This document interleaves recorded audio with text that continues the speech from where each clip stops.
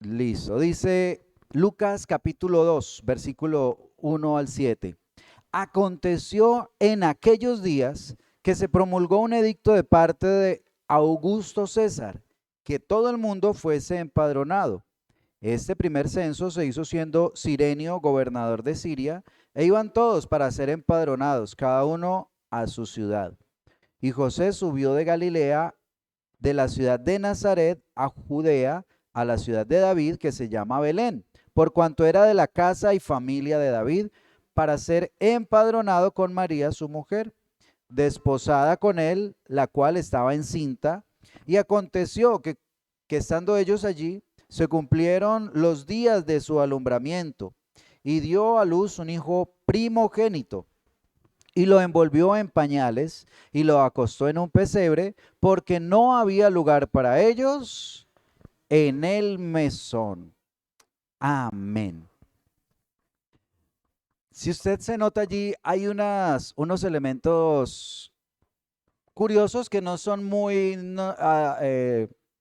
habituales en los escritos bíblicos, y es citar reyes, funcionarios, personas importantes de la época, que no están directamente relacionados con la historia de lo que está pasando allí, ¿no? ¿Cierto? En algunos momentos sucede, pero aquí no solamente sucede, sino que hace énfasis en eso, ¿sí? Entonces nos está hablando, dice, en aquellos días se promulgó un edicto de parte de ¿quién? De Augusto César. Y también dice en el versículo 2, este primer censo se hizo siendo Cirenio gobernador de Siria. Algo que nos muestra la palabra de Dios. Y recordemos, el tema del que está hablando aquí es el nacimiento de ¿quién? De Jesús. Y nos está poniendo en un contexto y nos está diciendo algo. El nacimiento de Jesucristo es un evento histórico. Amén. Es un evento histórico, no es un mito. Yo escucho muchas personas que el mito de Jesús, que el cuento que les cuentan allá en la iglesia, no, es un evento histórico, un evento real. Usted lo puede buscar en la historia, puede mirar si existió hace 2000 años en Roma un emperador que se llamaba Augusto César, y se va a dar cuenta si es histórico o no.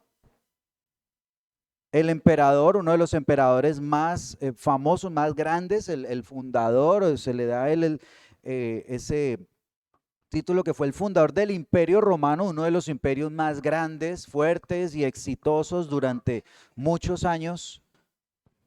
Y este hombre, Augusto César, lo menciona aquí la palabra de Dios, que fue durante ese tiempo. Augusto César, o César Augusto mejor, emperador de este imperio romano, gobernó durante 41 años, del año 27 antes de Cristo hasta el año 14 después de Cristo. Inclusive, el mes de agosto se nombró así por este hombre. O sea, no podemos decir que no existió. Hay una evidencia de que existió, inclusive lo tenemos en el calendario.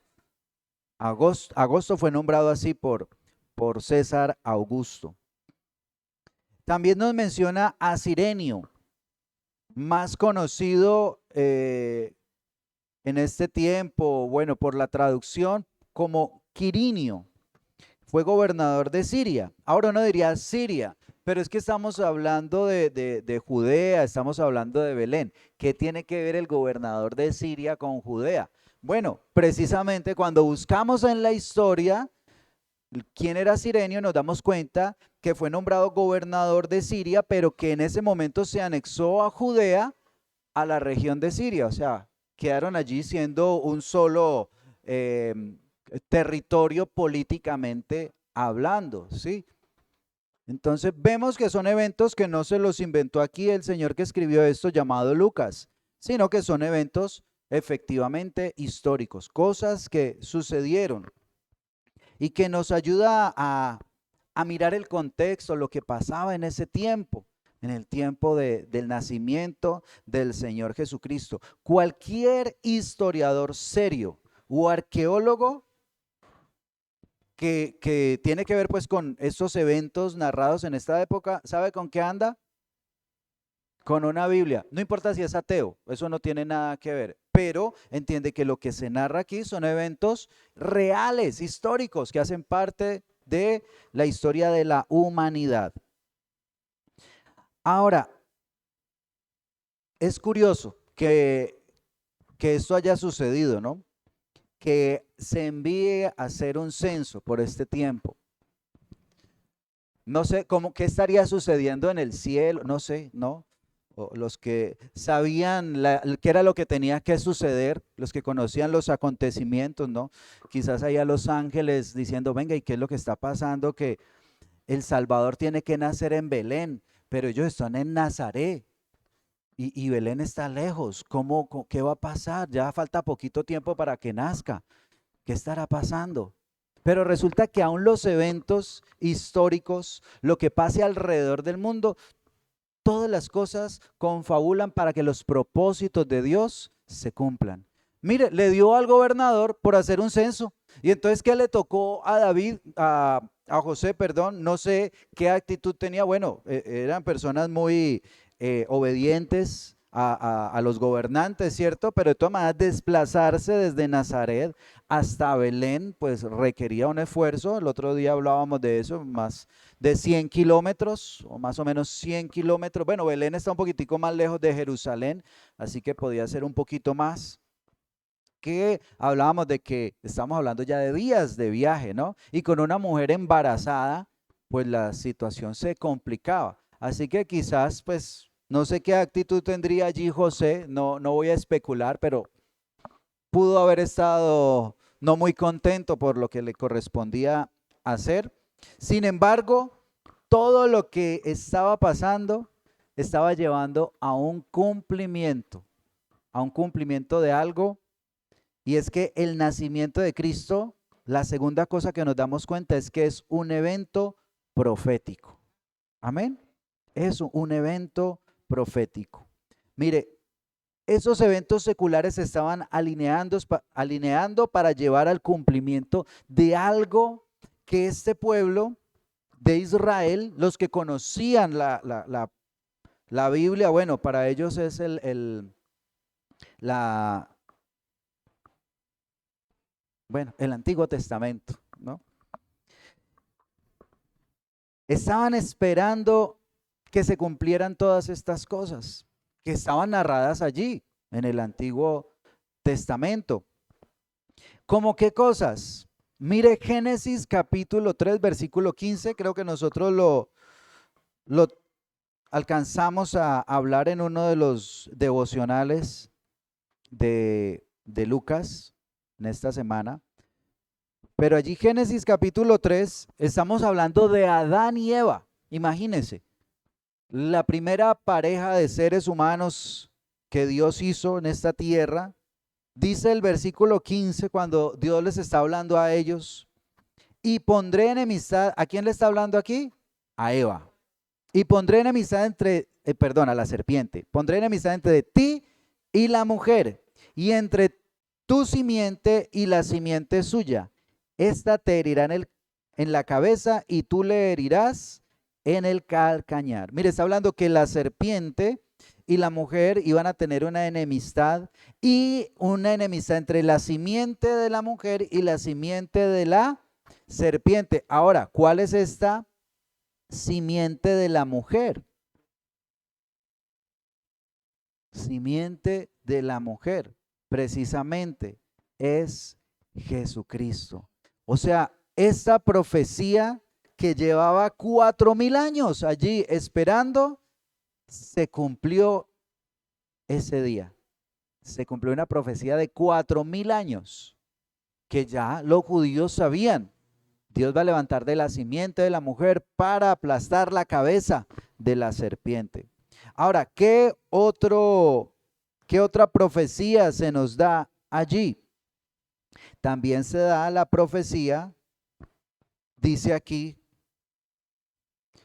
el versículo 4, y José subió de Galilea a la ciudad de Nazaret, a Judea, la ciudad de David, que se llama Belén, por cuanto era de la casa y de la familia de David.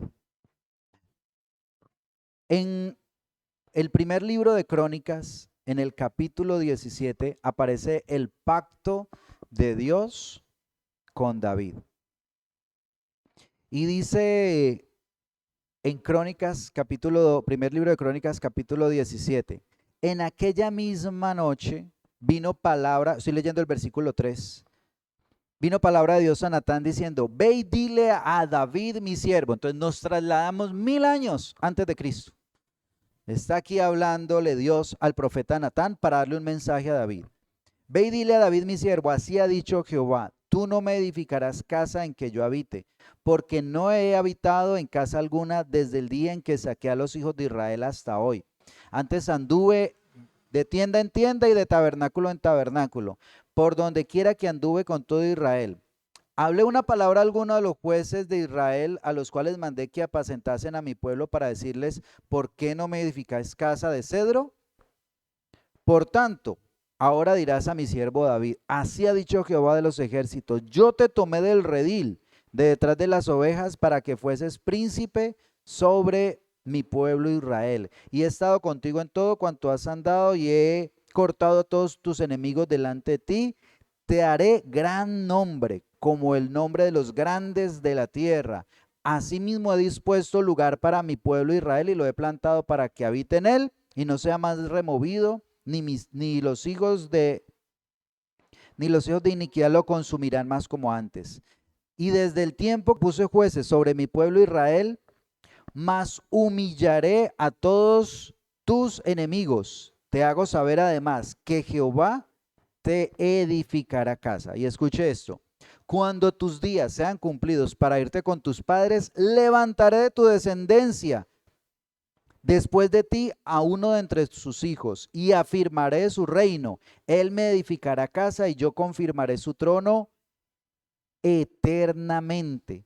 Yo le seré por padre y él me será por hijo, y no quitaré de él mi misericordia como la quité de aquel que fue antes de ti, sino que lo confirmaré en mi casa y en mi reino eternamente, y su trono será firme para siempre. Amén. Entendemos que esa palabra inicialmente la estaba dando para Salomón, hijo de David. Pero es que aquí empieza a decir algo que ya uno dice, esto que parece que no es para Salomón, porque está diciendo un trono eternamente, para siempre.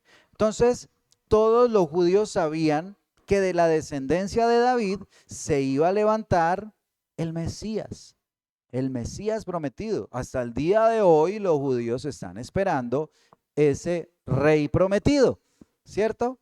Ellos lo están esperando, saben que tiene que ser de la familia de David, que tiene que ser descendiente de él, porque lleva esa promesa y porque es el linaje real. Pero allí vemos que Dios cumplió esta profecía, porque está diciendo que Jesús nació allí en Belén por un motivo muy especial, y es porque dice que el versículo 4, que José subió de Galilea, de la ciudad de Nazaret a Judea, a la ciudad de David, que se llamaba Belén, por cuanto él era de la casa y de la familia de David. Allí entonces se estaba cumpliendo esa profecía de que Dios iba a levantar ese rey de la casa y de la familia de David. Ocuparía el trono de David y haría que Israel fuera una nación poderosa. Esa es lo que esperan los judíos. Ahora, ¿qué pasaba? Que los judíos esperaban a un poderoso Mesías humano, y hasta el día de hoy, a un guerrero que salvara del dominio de los romanos. Por eso usted dice, venga, ¿por qué los judíos no recibieron a su Mesías? Si llevaban tanto tiempo esperándolo y llegó, ¿por qué no creyeron en él? si estaba cumpliendo las palabras que habían dicho ya los profetas, lo que Dios ya había anunciado se cumplió en Jesús. ¿Qué pasó? Porque ellos estaban viendo con otros ojos y ellos lo que querían era un guerrero. Imagínense, un pueblo que lleva años oprimido.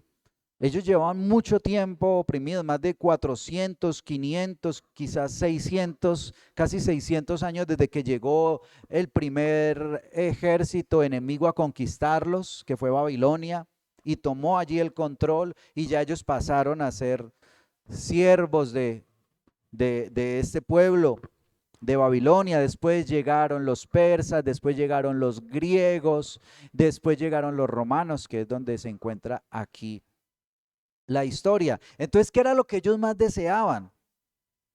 Ser libres. Y la profecía decía eso, lo acabamos de leer, decía que este rey iba a llegar y que no iba a dejar que sus enemigos los oprimieran. Y ellos esperaban que el rey cumpliera con eso. Queremos un rey que quite nuestros enemigos, que venza a ese ejército, que quite a ese tal César Augusto que se proclama el emperador y rey de reyes y que él dice, César es el Señor. No, queremos que venga el verdadero Señor. Ellos lo esperaban.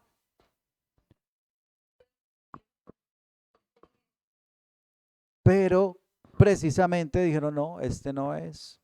Este no es, porque mire, él lo que se puso fue a ser como un profeta, predicarle a la gente, inclusive ir en contra de nuestras tradiciones.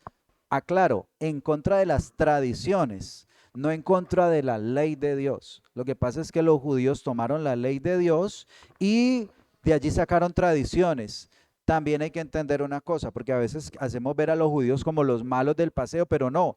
La verdad es que si analizamos la situación, lo que se estaba dando, era necesario que ellos fueran muy radicales en su fe y en sus normas, porque los países que los conquistaban, como Grecia, por ejemplo, llegó un momento donde quería cambiarle la religión y entonces les quería mezclar y les quería ahí.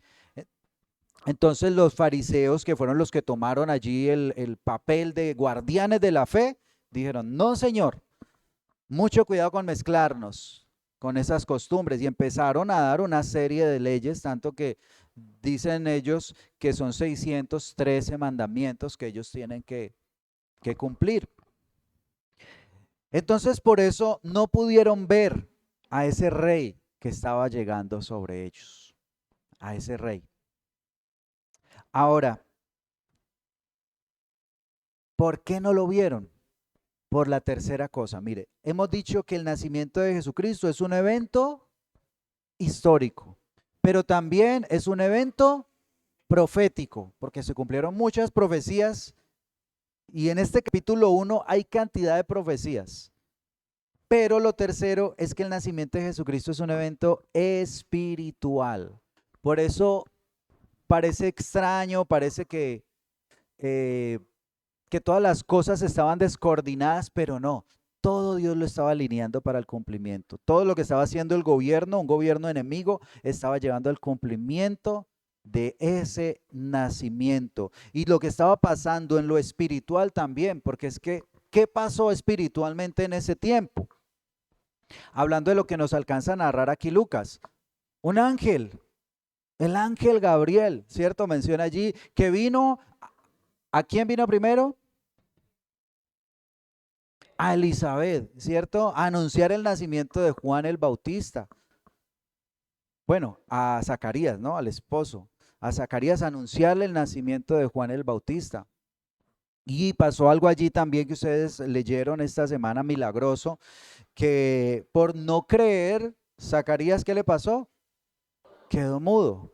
Y la gente dice que estaba asombrada con todo lo que estaba pasando alrededor del nacimiento de Juan, empezando porque sus padres eran mayores de edad, ya estaban fuera de la edad de tener hijos, eran ancianos y iban a tener un hijo. Un milagro estaba sucediendo allí, o sea, era algo espiritual. Y esto vino acompañado también de una serie de profecías que se dieron en ese momento. También el ángel visita ahorita sí a quién más, a María, y le anuncia el nacimiento de Jesús. Y eso lo leímos esta semana también en el versículo 28 del capítulo 1, cuando dice, entrando el ángel en donde ella estaba, dijo, salve muy favorecida, el Señor es contigo, bendita tú entre las mujeres.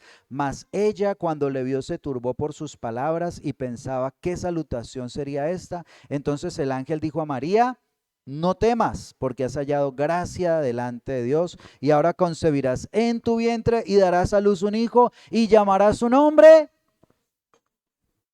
Y llamará su nombre. Y llamará su nombre.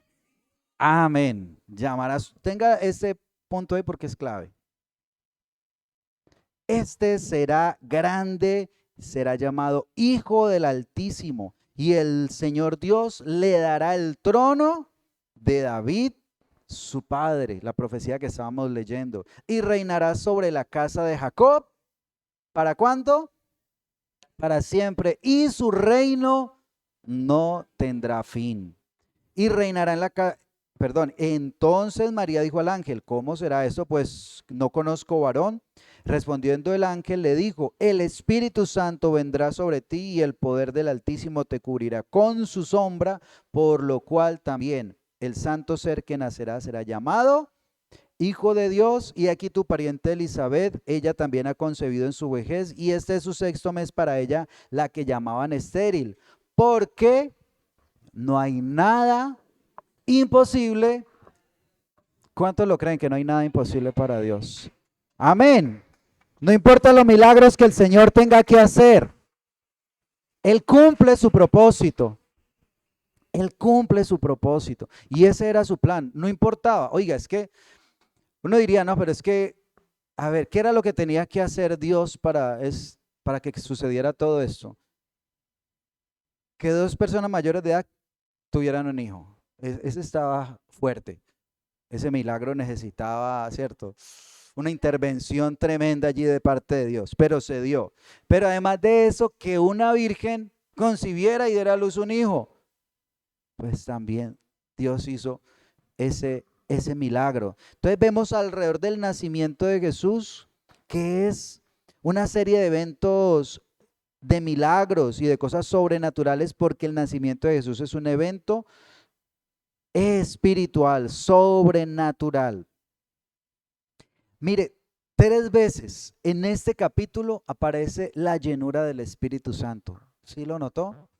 En el versículo 15, en el capítulo 1, versículo 15, dice, hablando de Juan el Bautista, antes de nacer, dice, porque será grande delante de Dios. No beberá vino ni sidra y será lleno del Espíritu Santo aún desde el vientre de su madre. Ahí está hablando el Espíritu Santo obrando en Juan el Bautista desde antes de nacer. Iba a ser lleno del Espíritu Santo. Bueno, hay algo curioso, ¿no? Dice, no bebería vino ni sidra, pero sería lleno. O sea, escoja, ¿qué quiere? ¿Vino y sidra o ser lleno de, sería licor y cerveza o tener el Espíritu Santo, ¿no? Interesante. Después, más adelante, vemos también cuando María visita a Elizabeth, dice, y aconteció, estoy en el versículo 41, y aconteció que cuando oyó Elizabeth la salutación de María, la criatura, o sea, Juan el Bautista, saltó en su vientre y Elizabeth fue llena del Espíritu Santo. Ahí el Señor obrando con el Espíritu Santo alrededor de este nacimiento de Jesús. Y dice allí también, y exclamó a gran voz, bendita tú entre las mujeres, esta es Elizabeth, y bendito el fruto de tu vientre. ¿Por qué se me concede esto a mí? Que la madre de mi Señor venga a mí, porque tan pronto como llegó la voz de tu salutación a mis oídos, la criatura saltó de alegría en mi vientre, y bienaventurada la que creyó, porque se cumplirá lo que fue dicho de parte del Señor. Mire, esa llenura del Espíritu Santo venía acompañada de una proclamación, de una palabra, ¿sí? Acerca de Jesús. Y vemos también en el capítulo 1, pero en el versículo 67, ya no es Elizabeth, ahorita es el esposo, Zacarías. Recién cuando ha nacido su hijo Juan y le colocan por nombre Juan, dice que había estado mudo, ¿no? 9 meses y ahora se abre su boca. Y cuando se abre su boca, mire lo que pasa el versículo 67. Y Zacarías su padre fue lleno del Espíritu Santo. ¿Y qué hizo? Profetizó diciendo: bendito el Señor Dios de Israel, que ha visitado y redimido a su pueblo y nos ha levantado un poderoso Salvador en la casa de David su siervo, como habló por boca de sus santos profetas que fueron desde el principio, salvación de nuestros enemigos y de la mano de los que nos aborrecieron, para hacer misericordia con nuestros padres y acordarse de su santo pacto, del juramento que hizo a Abraham, nuestro padre, que nos había de conceder, que librados de nuestros enemigos, sin temor le serviríamos en santidad y en justicia delante de él todos nuestros días. Mire, fue lleno del Espíritu Santo y dice que profetizó, proclamó. ¿Y acerca de quién habló? De Jesucristo, del Salvador. Esa llenura del Espíritu Santo está ahí acompañada de esa proclamación de Jesucristo, esos cánticos, esas alabanzas dirigidas al Rey de Reyes y al Señor de Señores, pero guiadas por la llenura del Espíritu Santo. Amén. Porque era un evento espiritual. Por eso el mundo no se dio cuenta. Y a veces el mundo todavía no se da cuenta que el que nació fue el Rey de Reyes y el Señor de Señores, porque es algo espiritual, es de un reino espiritual lo que sucedió allí. Lo lógico, mire, sigamos leyendo ahora, volvamos a Lucas capítulo 2, que es el pasaje que estamos estudiando. Dice, el versículo 5, sigamos allí, para ser empadronado con María su mujer, desposada con él, la cual estaba encinta, y aconteció que estando ellos allí, se cumplieron los días de su alumbramiento y dio a luz su hijo, primogénito. ¿Primogénito o unigénito? ¿Qué dice allí? Primogénito. Y lo envolvió en pañales. ¿Y lo acostó en dónde? En un pesebre, porque no había lugar para ellos en el mesón. Ahora, ¿qué es un pesebre? Es el lugar donde se alimentan los animales, ¿no? Sí, podríamos decir que un establo. ¿Dónde tendría que haber nacido el Rey de Reyes y el Señor de Señores? Si lo dijéramos así en lo natural, ¿dónde sería? ¿En dónde? En un palacio, ¿cierto? ¿De dónde ubicaríamos el nacimiento de un rey? No, pues en un palacio. Allí tendríamos que ubicar el nacimiento de un rey.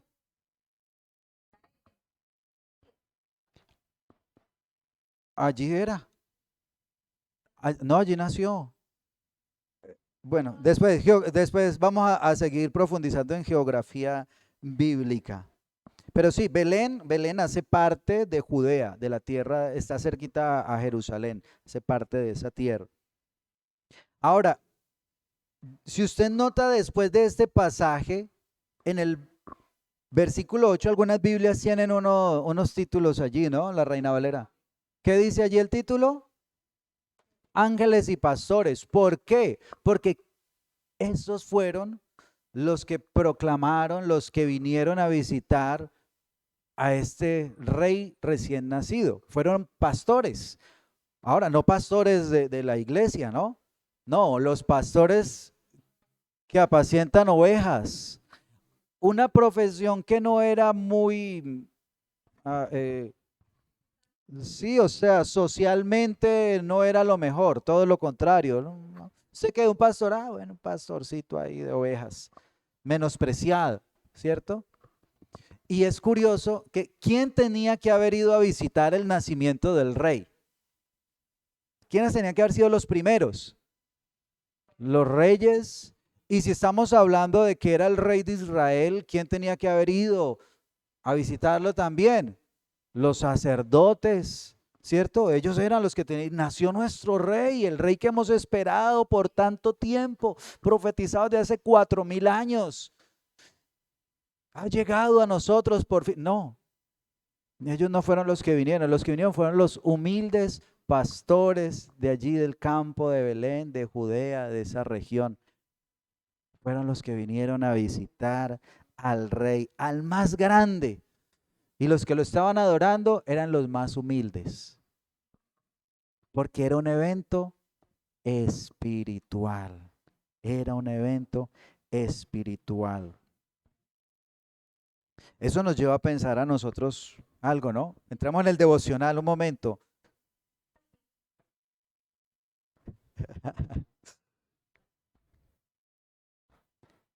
No nació en un palacio, ni siquiera hubo espacio en el mesón, ¿no? Dice allí la palabra. No hubo ni espacio en el mesón, o sea, en las habitaciones normales de ese lugar, sino que le tocó en el... No había un lugar ni siquiera en esa casa. Ahora, en su casa hay espacio para Jesús. En su cuarto tiene un espacio para Jesús. Es interesante, porque a veces no tenemos espacio para Jesús. A veces no hay un lugar especial para Él. Y también tenemos que mirar que los que vinieron a visitarlo fueron los pastores, fueron sí, las personas más humildes, porque los reyes de Israel, los importantes de Israel y los sacerdotes estaban ocupados en otras cosas. Estaban por allá mirando para otro lado. Estaban esperando otro tipo de rey. Estaban distraídos en otras cosas, para ellos más importantes. Y también tenemos que mirar qué nos está ocupando el tiempo, porque a veces no estamos adorando a Jesús porque estamos ocupando nuestro tiempo en cosas más importantes, más importantes. Y mire, la cosa es tan seria que esta semana llena de tantas actividades, tantas cosas que habían, siempre aquí tenemos el ayuno, jueves 8 de la mañana. En medio de tanto ajetreo sentí la tentación. Les voy a confesar mis tentaciones. Sentí la tentación de ocuparme en tantas cosas que tenía que hacer. No, pues que hay que arreglar allí, hay que hacer allá, no, hay que organizar esto, organizar lo otro. Nadie va a ir al ayuno porque eso jueves en plena semana de Navidad, ¿quién va a estar en ese ayuno? Y si va a venir la hermana, las dos o tres que podrían venir, no, más bien llamo y cancelamos. Pero dije, no, nada puede ser más importante que atender al rey, que ir a adorarlo. Y no, voy a ir a sacar mi tiempo, ese tiempo especial para adorarlo a Él, porque ¿qué cosa puede ser más importante que adorar al Rey de Reyes? Y uno puede decir, no, es que yo estoy corriendo para Él, estoy sirviéndolo. Eso era lo que pensaban los sacerdotes de Israel en ese momento, que estaban sirviendo a Dios, allá ocupados en una cantidad de cosas y no estaban realmente en el lugar donde tenían que estar. Entonces, por eso tenemos que pensar en eso. La importancia que nosotros le damos a ese tiempo de adoración a Dios, o si estamos ocupados en cosas más importantes. Y recuerde, el nombre que se le dio al Salvador, ¿cuál fue? Jesús. ¿Qué significa ese nombre? Esta semana lo hablamos en el devocional. Dios es Salvador, o Él es salvación. Yo me llamo Jesús. Tremendo, ¿no? La gran diferencia es que yo tengo el nombre, pero Él no tiene el nombre. Él es. Él es Dios que vino a salvarnos. Él es el Salvador, el Dios que vino a esta tierra. Amén. Más que un nombre, Él es eso que representa su nombre. El mismo Dios Salvador que se reveló que vino a esa tierra, que vino a esta tierra y que vino a salvar no solo a los judíos, sino a toda la humanidad, al mundo entero y especialmente a los humildes, a los que reconocen que necesitan esa salvación. A esos vino Él. El más grande se hizo pequeño, el más grande se hizo un bebé, se hizo pequeño. ¿Para qué? Para salvarnos. El más poderoso, el Dios creador de los cielos y de la tierra, se hizo débil. ¿Para qué? Para salvarnos. El más rico, el dueño, dice que suya es la tierra y su plenitud, el dueño de los cielos, de la tierra, de todo lo que en ellos hay, todo lo que existe, el más rico, se hizo pobre para salvarnos, para salvarle a usted y para salvarme a mí. Él vino por nosotros, amén. Él vino porque nos ama y porque Él quiere que nosotros estemos con Él. Por eso Él vino, por eso vino Jesús. Y por eso la palabra dice que en el nombre de Jesús se doblará toda rodilla de los que hay en los cielos, en la tierra y debajo de la tierra, y toda lengua confesará que Jesucristo es el Señor, para gloria de Dios Padre. Amén.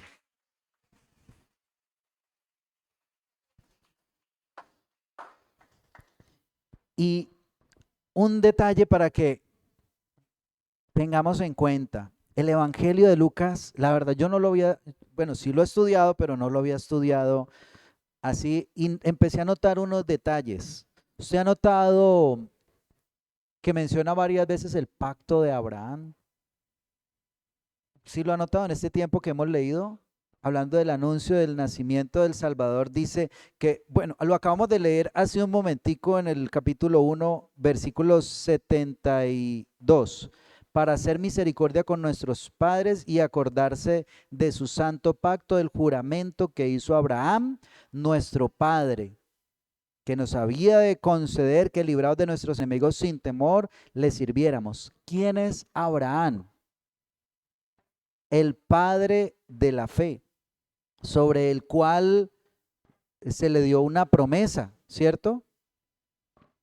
Y esa promesa decía que de él se levantaría una descendencia especial, el pueblo de Dios. El pueblo de Dios viene de Abraham. Y esa palabra la repite una y otra vez, la repite varias veces en esos primeros capítulos, porque el Evangelio de Lucas, porque el Señor, porque el Espíritu Santo quiere que sepamos que a través de Jesús nosotros entramos a ser parte del pueblo escogido de Dios. Nosotros que ni siquiera éramos pueblo, ahora somos el pueblo escogido de Dios por Cristo Jesús. Y quiere que recordemos eso. Amén. No importa, nosotros somos colombianos, otros, bueno, de cualquier nación, de cualquier lugar, pero en Cristo Jesús somos parte del pueblo escogido de Dios. Es el nacimiento de Jesús, es un evento espiritual. Amén. Así que yo no sé qué acontecimientos de pronto a usted le preocupan. Hay cosas en el mundo que, bueno, la verdad a veces lo cuestionan a uno, ¿no? Uy, ¿qué está pasando? Pero tenemos que entender una cosa que nos muestra aquí. Dios tiene el control de la historia. Amén. Todos los eventos que pasan en esta tierra, Dios tiene el control de ellos. La guerra por allí, la guerra más allá, el gobernante, todo tiene un propósito en Dios y Dios alinea todo a su propósito. A Él no se le escapa nada. No se preocupe por lo que le está pasando.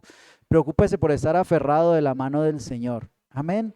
Y todos esos eventos lo que llevan es a un cumplimiento profético que ya Dios lo ha escrito. Y si no, si quiere adelantarse al final, vaya a mirar Apocalipsis, que Dios tiene el control de la historia, que se va a levantar el dragón y el de yo no sé cuántas cabezas y que no sé qué, pero al final el Rey de Reyes y el Señor de Señores es el que triunfa. Amén. Él es el que vence en la historia.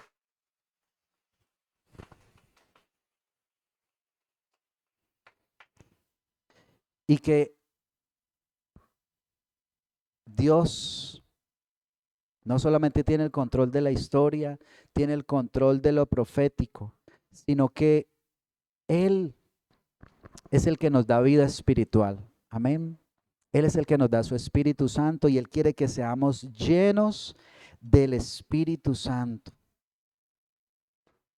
Y eso está dentro de los propósitos de Dios, que usted y yo seamos llenos del Espíritu Santo. ¿Por qué mejor regalo nosotros le podemos dar gracias a Dios, sino por tener a nuestro Señor Jesucristo? Amén. Yo quiero invitarlo para que usted se ponga de pie un momento, pueda adorarlo, pueda darle gracias. Este es un día de acción de gracias y el motivo más grande para darle gracias es por Jesucristo, porque Él vino a nosotros, porque nos ha permitido conocerlo y porque hoy nosotros podemos caminar de su mano, podemos estar con Él. Gracias, Señor, te damos. Gracias porque tú eres el mejor regalo, lo mejor que ha llegado a nuestra vida, Señor. Gracias porque tú nos has hecho tus hijos, Señor. Gracias, nos has adoptado, Señor. Nos has hecho parte del pueblo santo, Señor. Gracias, Señor, porque no importa lo que pase en esta tierra, no importa las circunstancias, las situaciones, tú tienes todo bajo control, Señor, porque tú gobiernas la historia. Aún, Señor, gobernante de otros lugares, Señor, de naciones lejanas, sin saber lo que están haciendo está llevando al cumplimiento de tus propósitos, Señor, lo que ya tú has escrito en tu santa palabra, Señor, y por eso podemos confiar en ti, Señor, que tú estás con nosotros, Señor, que tú buscas un pueblo humilde, Señor, que tú buscas un pueblo que reconozca su necesidad de un Salvador, que reconozca la necesidad de tu salvación, que pueda reconocer, Señor, que aunque tú no viniste como otros esperaban, Señor, que esperaban que fueras un poderoso guerrero, Señor, tú fuiste un poderoso guerrero, pero para desbaratar las fuerzas espirituales de maldad, Señor, porque como tú lo dijiste, mi reino no es de este mundo, tu reino es un reino espiritual, Señor, y tú gobiernas, Señor, sobre todo, sobre principados y potestades, Señor, tú gobiernas, Señor.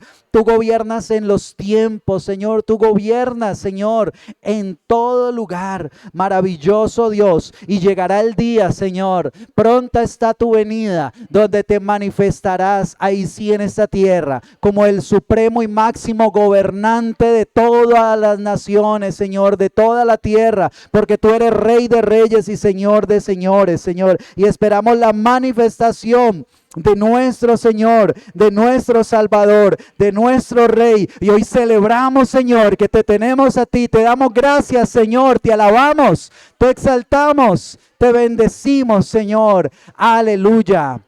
Amén y amén. Gloria a Dios.